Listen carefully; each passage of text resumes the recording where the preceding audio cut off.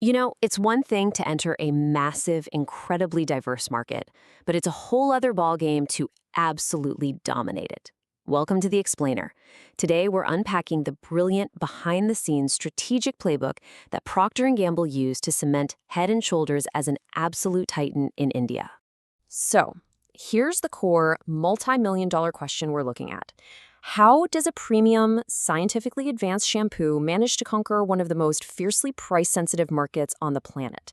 I mean, selling a premium product to everyday consumers requires a really masterful balancing act between perceived value and actual real-world affordability. Okay, let's take a quick look at our roadmap for this explainer. First, we'll cover identifying the target. Then we'll get into the tactical execution. After that, we'll hit the digital battlefield, break down their SWOT scoreboard, and wrap up with the future of scalp care. Let's jump right in. Starting off with Section 1, identifying the target. We're looking at market segmentation and positioning here. Look, before you can sell anything, you really have to know your terrain. And Head & Shoulders, they didn't just target anyone with hair. They zeroed in on a highly specific demographic. We're talking men and women aged 15 to 45. Essentially, teenagers, young adults, and working professionals sitting right there in the middle to upper middle income brackets across urban and semi-urban India. But honestly, the real behavioral sweet spot, it's consumers dealing with dandruff and itchy scalps who don't just want a clinical, medical treatment. They're actively looking for affordable, salon-like hair care. Basically, they want the cure, sure, but they also absolutely want the glamour. And they communicated this dual purpose perfectly with a brilliant piece of messaging: 100% visible dandruff-free hair. With that single phrase, assuming regular use, they bridged a massive gap. They positioned themselves as this trusted, dermatologist-recommended, scientifically proven solution for dandruff while simultaneously promising beautiful hair and renewed confidence. So it's not just some strict dermatological science experiment, right? It's literally cosmetic beauty and confidence, bottled up. Moving right along to Section 2, the tactical execution. Let's look at their 4Ps playbook. Starting with the product itself, Head & Shoulders realized pretty quickly they couldn't just rely on one standard shampoo. So they engineered this highly specialized suite of variants to answer from really hyper-specific consumer needs. You've got Cool Menthol for that refreshing scalp sensation, Silky Black, tailored specifically for cosmetic shine, Neem, which brilliantly taps into the preference for natural traditional care in India, and Anti-Hair Fall for strength and root treatment. Plus, they rolled out others like Lemon Fresh and Smooth and Silky. The strategy here is crystal clear. No matter what your specific hair type or secondary concern is, they have a clinically tested anti-dandruff formula waiting for you. So, how exactly do you price and place this for everyone? Well, you use a really clever dual model strategy. On one hand, you have highly affordable sachets. These are designed specifically for price-sensitive consumers and massive market penetration, distributed heavily in local Kirana stores and rural markets. Then, on the other hand, for middle and upper middle class urban consumers, you've got these mid-range premium bottles and family value packs sitting right there in supermarkets, pharmacies, and on e-commerce platforms. Guys, this is a masterclass in market penetration.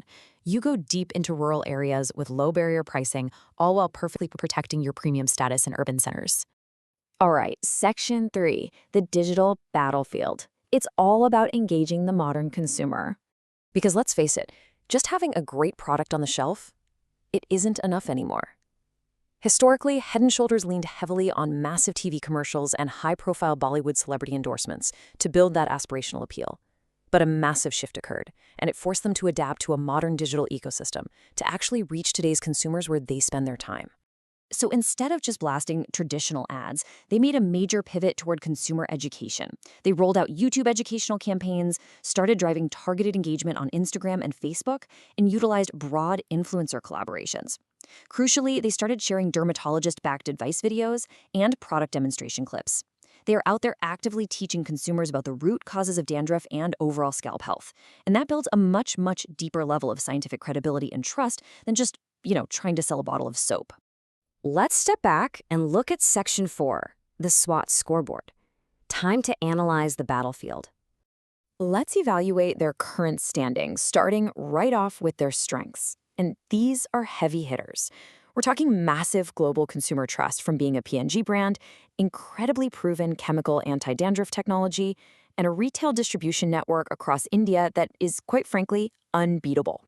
But as we know, even giants have their Achilles heels. Their premium pricing definitely creates some noticeable friction when you compare them to local brands. Plus, they are heavily tethered to that specific anti-dandruff niche.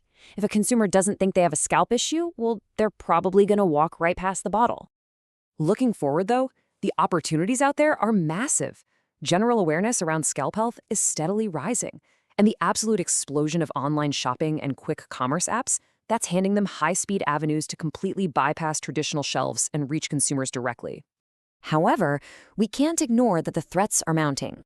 Beyond that extreme consumer price sensitivity we talked about, they are facing an undeniable surging consumer shift. People are moving heavily toward herbal, Ayurvedic, and chemical-free products. And all of this sets the stage for a ruthless shelf war. Head & Shoulders is constantly going toe-to-toe with Dove Anti-Dandruff, Clinic Plus, Sunsilk, Pantene, Himalaya, and L'Oréal Paris. It is an incredibly crowded arena. Standing out in those local Kirana stores and giant hypermarkets requires nonstop, relentless innovation. Which brings us to our final section, Section 5, the future of scalp care. What's next? To sustain their dominance, here is the strategic roadmap they really need to follow. Step 1. Capture those changing demands by introducing more sulfate-free and natural ingredient variants. Step 2. Boost their sustainability initiatives by expanding eco-friendly packaging. And Step 3. They need to double down on influencer marketing with actual dermatologists to fiercely protect that scientific authority they've built. Which leaves us with this final, provocative thought. As consumer preferences in India shift so heavily toward natural, chemical-free solutions, can the clinical, chemical science of a global giant really hold its ground against the rising tide of traditional Ayurvedic hair care? I mean, Head & Shoulders has the distribution, the trust, and the resources for sure, but the battlefield is changing faster than ever. It's going to be absolutely fascinating to watch how they adapt. Thank you so much for joining me on this explainer, and I really hope this gave you a clear, structured view into the fascinating world of strategic marketing.